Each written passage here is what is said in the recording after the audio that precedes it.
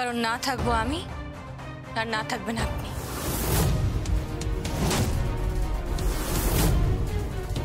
কি বলছো কি তুমি?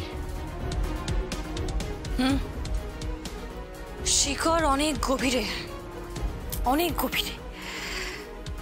চাঁদ বদন, চন্দ্রনাথ মুখার্জি, তার উপর উৎসব মুখার্জি, তার উপর বৈদেহী মুখার্জি, এদের সাথে আবার জুড়ে গেছে আরো কিছু লোক। কাকুলি দেবী, DVFN, পুরো একটা র্যাকেট তৈরি করে ফেলেছে।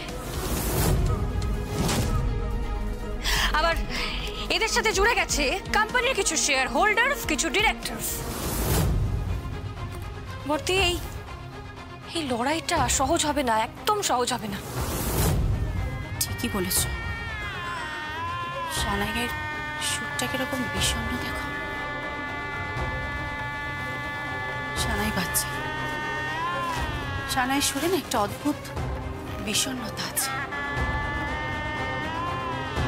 কিন্তু না, আমি কোন রকম কোনো বিষণ্ণতার ছায়া আমার পরিবারের উপর আসতে দেব না, কিছুতেই আসতে দেব না। আমি আসছি, বুঝলে? বটে, কোথায় যাচ্ছেন আপনি? জগদ্ধাত্রী, আমার টিমকে রেডি করতে। তোমার পুলিশ ফোর্স, আমার মিডিয়া ফোর্স আর ওদের ক্রিমিনালস, এই তিনের মধ্যেই তো লড়াই হবে। আমি আসছি।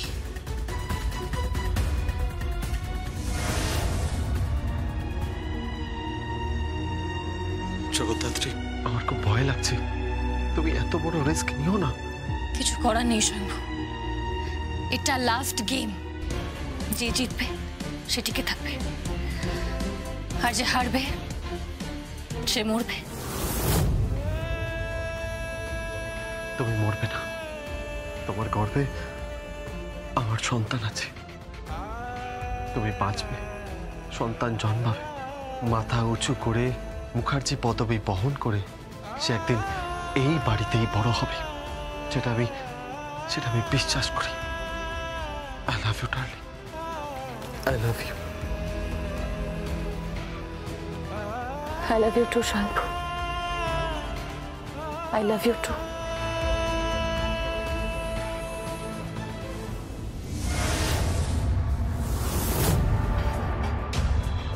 আপনি বলছেন এইটা আপনার বিয়ের বালা?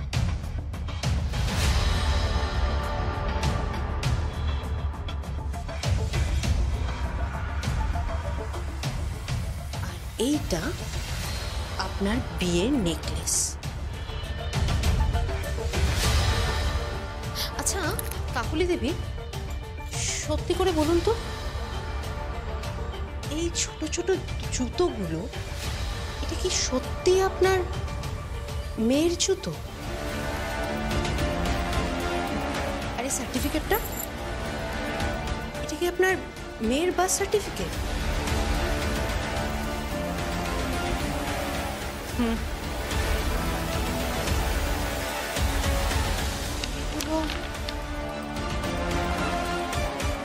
এগুলো আপনাকে কে পাঠিয়েছে?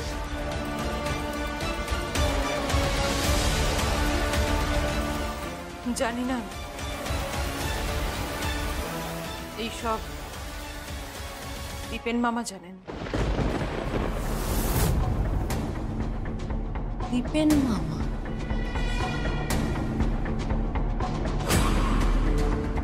কি শাস্ত্রী? বলুন, আপনি বলুন, এইগুলো আপনাকে কে দিয়েছে? একজন ড্রাইভার এসে দিয়ে গেল। এবারটিকে বেশ সুন্দর দেখতে, সাদা পোশাক পরা, একটা মস্ত বড় গাড়ি চলে এসে দিয়ে চলে গেল। কিন্তু কে একটা আমি চিনলাম না। তাকে দেখতে কেমন ছিল? লম্বা, কালে একটা দাঁড়িয়ে আছে।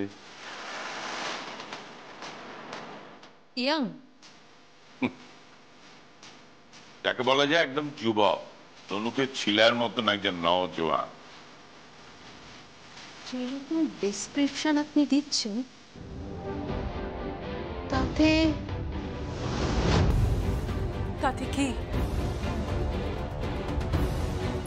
লম্বা, একগাল দাড়ি, ইম্পোর্টেড কার। আচ্ছা, গাড়ির কালারটা কি ছিল? একদম সাদা, দুধের মতো, বলা যেতে পারে রাজ হাঁসের মতন সাদা।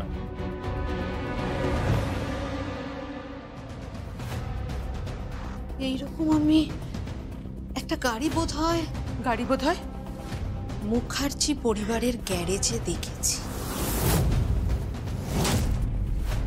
উনি যে ডেসক্রিপশনটা দিচ্ছে তাতে স্বয়ম্ভু মুখার্জির সাথে মিল পাওয়া যাচ্ছে।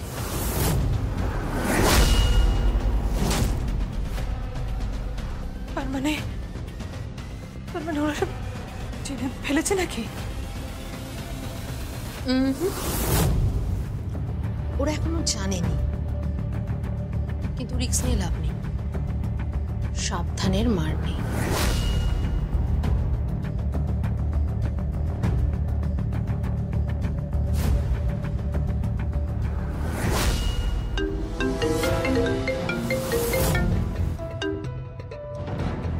হ্যালো, স্বয়ংভু, দিব্যা সেন বলছি।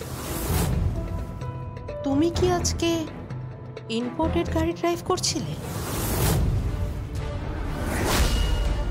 কি গাড়ি ড্রাইভ? আমি তো একজন সাধারণ কর্মচারী, সরকারি কর্মচারী। আমি কোথা থেকে গাড়ি পাবো? কি যে বলছেন আপনি? তুমি একজন সাধারণ কর্মচারী নও স্বয়ংভু, তুমি একজন ধনীর দুলাল। আচ্ছা স্বয়ংভু, তোমাদের বাড়ির পোর্টিগোতে অনেক গাড়ি দাঁড়িয়ে থাকে না? সে দাঁড়িয়ে থাকতে পারে, কিন্তু আমি আমার বাইকেই খুব স্বাচ্ছন্দ্য বোধ করি। আচ্ছা, হঠাৎ করে এই প্রশ্ন করছেন কেন? আচ্ছা, কৌশিকী মুখার্জির একটা বড় দুধসাদা রাজহাঁসের মতো একটা গাড়ি আছে, আর তোমার চেহারার সাথে কি? কিছু না। আচ্ছা শোনো, একটা কথা না সবসময় মাথায় রাখবে, অতি চালাকের গলায় দড়ি। জানি, সেটা আমি জানি। আর সেই দড়ি আপনার জন্য প্রস্তুত হচ্ছে না তো? কি কি বলছো তুমি? কিছু না, কিছু না।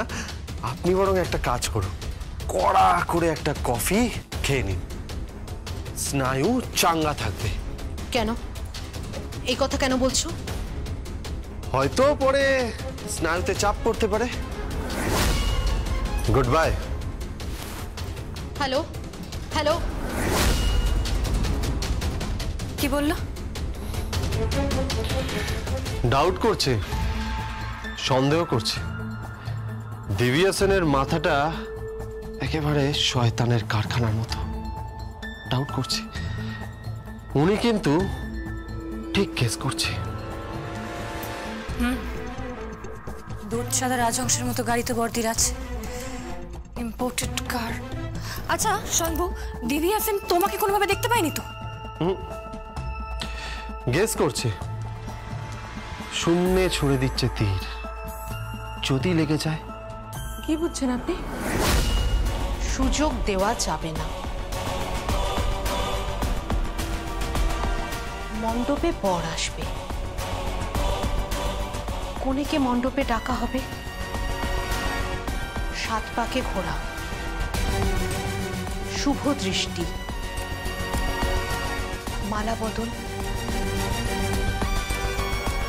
তারপর অগ্নি প্রদক্ষিণ, খই ফেলা, সিঁদুর দান, আর তারপরে হবে একটা বড় ঝামেলা।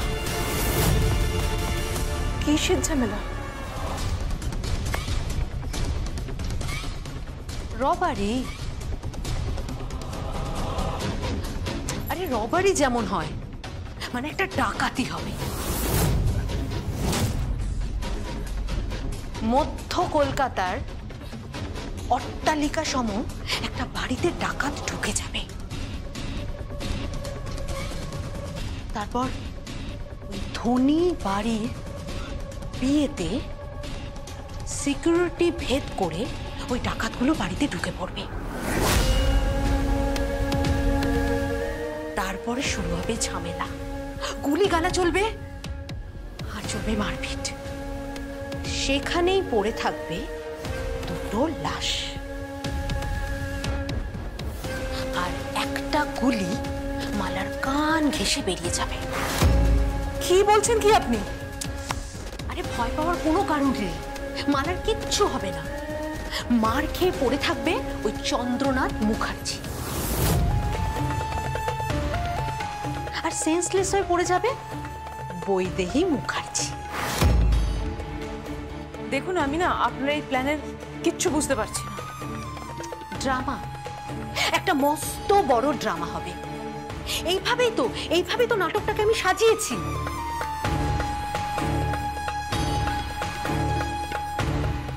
এইবার শুধু ওই সমস্ত ক্রিমিনালের সাথে একজনের যোগসূত্র পার করব।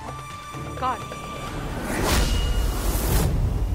মুখার্জি পরিবারের জামাই দেবু।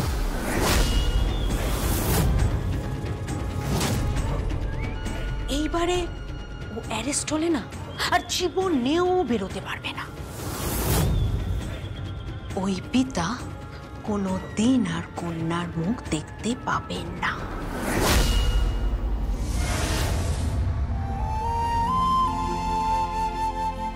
ব্যাস, কমপ্লিট। তোমার সাজ সম্পন্ন হলো।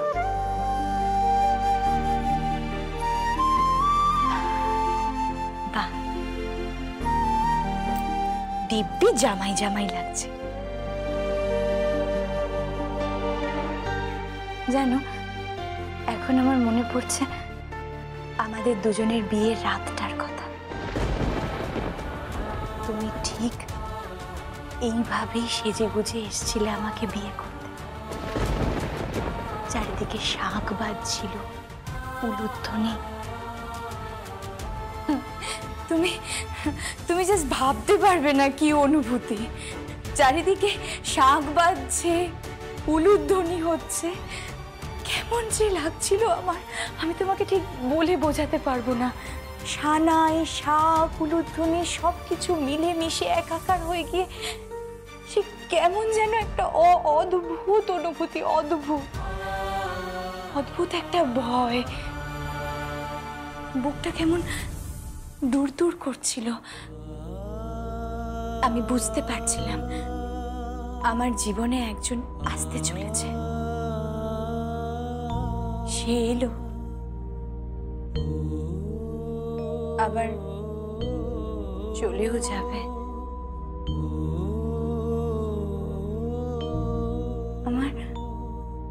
আমার বাড়ির লোকেরা তোমায় বরণ করে, সম্ভাষণ করে, আদর আপ্যায়ন করে আমার বাড়িতে নিয়ে গেল।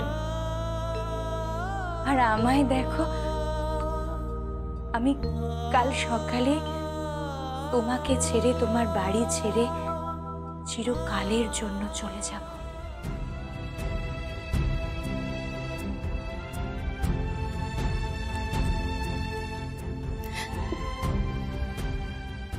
মালা খুব ভাগ্যবতী জানো। একটা কথা বলবো উৎসব, এত কিছুর পরেও আমি তোমায় ভীষণ ভালোবাসি, খুব ভালোবাসি আমি তোমায়। আমার ভালোবাসার দোহাই, প্লিজ তুমি আর কাউকে ঠকিও না। মালার সাথে বাকি জীবনটা সুখে শান্তিতে কাটিও, প্লিজ। লক্ষ্মীটি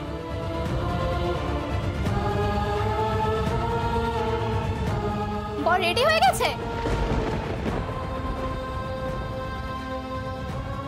হ্যাঁ, ওই তো রেডি হয়ে গেছে। তাহলে নিয়ে যায়?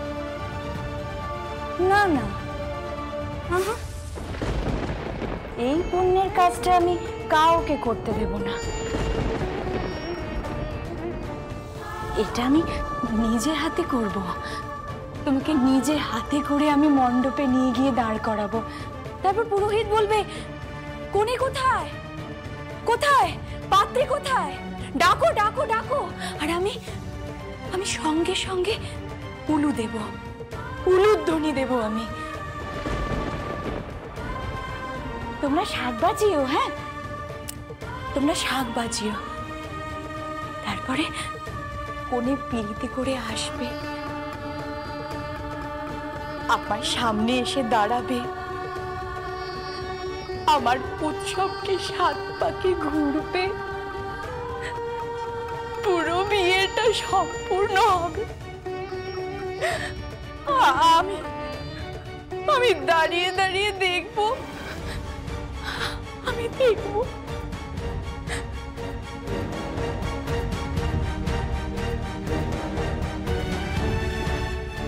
আমি দেখবো উৎসব মুখার্জি তুমি কতটা নিষ্ঠুর। আমি দেখবো তুমি কতটা নিষ্ঠুর, কতটা নিষ্ঠুর হতে পারো তুমি। আমি দেখবো তুমি ওই মেয়েটার সিঁথিতে সিঁদুর দিতে পারো কিনা। আর ঠিক যেই মুহূর্তটাতে তুমি ওর সিঁথিতে সিঁদুর দেবে, সিঁথিটা রাঙিয়ে যাবে, ঠিক সেই মুহূর্ত থেকে তোমার আর আমার সম্পর্ক ছিন্ন হয়ে যাবে, চিরকালের মতন ছিন্ন হয়ে যাবে সম্পর্ক। আমরা দুজনে দুটো বিপরীত মেরুতে চলে যাব, বরাবরের মতো। দেখেছো কি আজে বাজে কথা বলছি? চলো চলো। হাতটা ছাড়ো মেহেন্দি। কেন, কিসের সংকোচ তোমার? বুঝছো, আমি তোমায় নিয়ে যাই না, নিয়ে যাই না তোমাকে, আমি নিয়ে যাই না। এইটুকু অধিকার আমায় দাও তুমি, এইটুকু অধিকার দাও, আমি তোমায় নিয়ে যাব। শঙ্খ বাজাও, উলু দাও সবাই, চলো চলো এসো।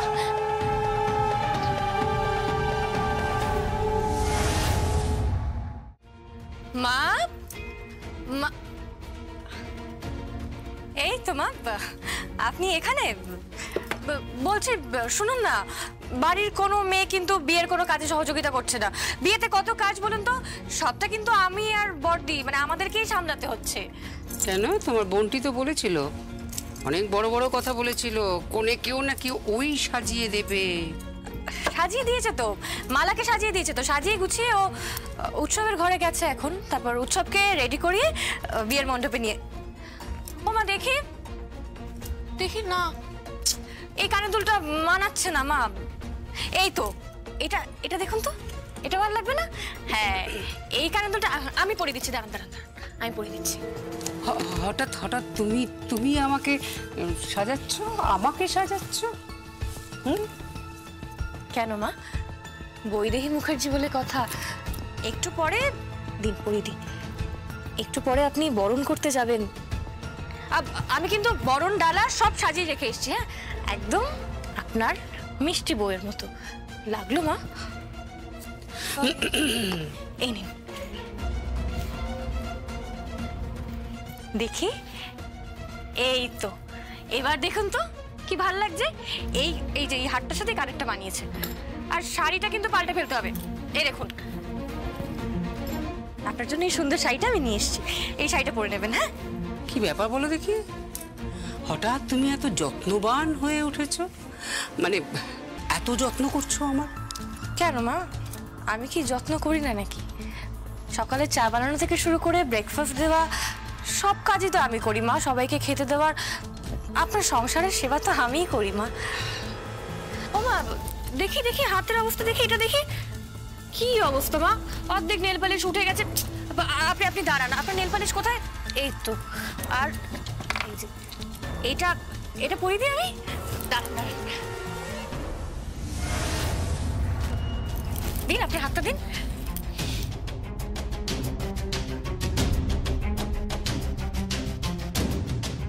আচ্ছা মা, মালার পরিবারের কাউকে আপনি চেনেন না?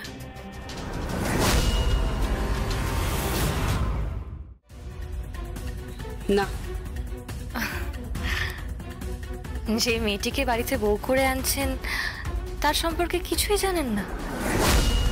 তার পরিবার, মা বাবা, কিচ্ছু না? এতটা কাছাকাছ কি আপনি করবেন? জানি তুমি খুব পাকা মাথার মেয়ে, পাকা খেলোয়াড়। এখানে কোনো উদ্দেশ্য নিয়ে এসেছো, তাই না? সাজানোটা তো তোমার একটা বাহানা, জেরা করতে এসেছো। না মা, জেরা করতে আসবো কেন? আমি তো শুধু বুঝতে চাইছি, এই যে আপনি একটু পরে যাবেন, একটা মেয়েকে বরণ করে আপনার বাড়িতে পুত্রবধূ করে নিয়ে আসবেন। আপনার আরেক পুত্রবধূ কিন্তু বরণ ডালা সাজিয়ে রেখে এসছে। ওদিকে আরেক পুত্রবধূ আপনার ছেলেকে সাজিয়ে গুছিয়ে বিয়ের মণ্ডপ পর্যন্ত নিয়ে যাচ্ছে। আপনি যাবেন, বউ বরণ করবেন, বরণ করে একটা মেয়েকে বাড়ির পুত্রবধূ করে বাড়িতে নিয়ে আসবেন, আমার বোনকে রিপ্লেস করে অন্য একটা মেয়েকে, তাই না? এরকম ঘটনা আগে কি কখনো ঘটেনি নাকি? ঘটে, তবে কিছুই না জেনে শুনে কেউ বাড়ির বউকে নির্বাচন করে না।